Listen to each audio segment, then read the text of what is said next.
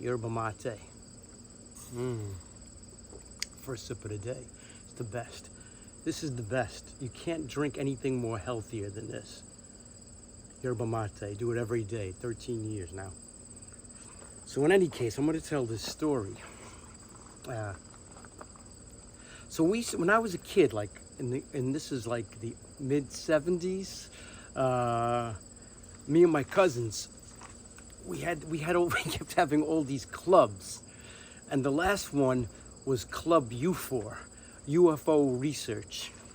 So we'd run around the street at night with binoculars and go, "That's a UFO if I ever saw one," and that kind of stuff. But we kept making this kid, Daniel Webb, we kept making him the treasurer. And every time, with every club, he absconded with the funds. But this last time, in Club UFO, we were saving for a telescope.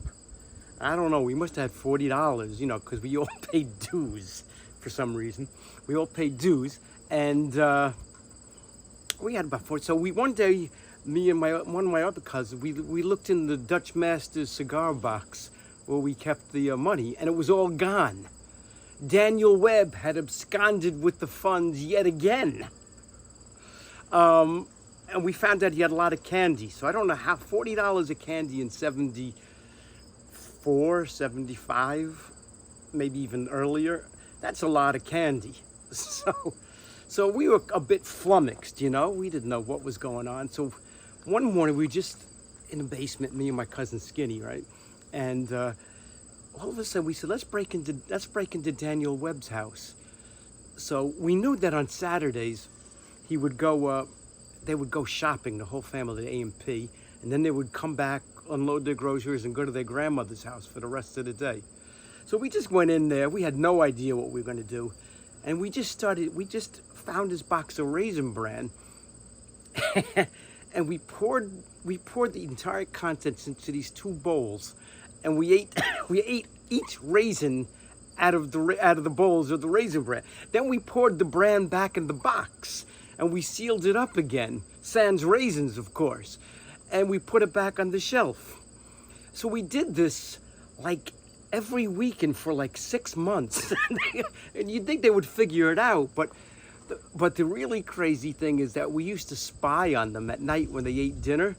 We'd go up on these cinder blocks, and there was their dining room, there was this window, so you could just step up on the cinder blocks, and you could look at them, and you could hear them.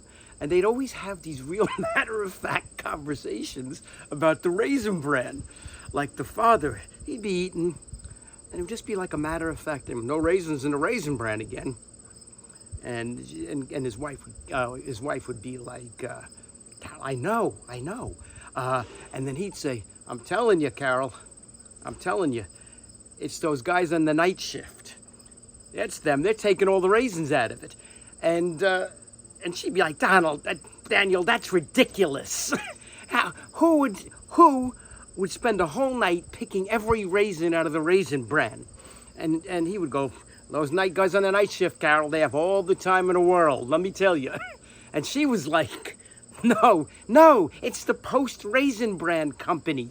They're the ones. They're not putting any raisins in the Raisin Bran.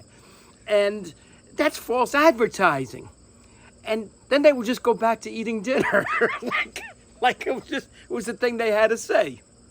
So, we did that for like 6 months. And we'd spy on them regularly. And they'd always buy Raisin Bran. And then there would ultimately be no raisins in it. I don't think they ever figured it out. Yerba mate.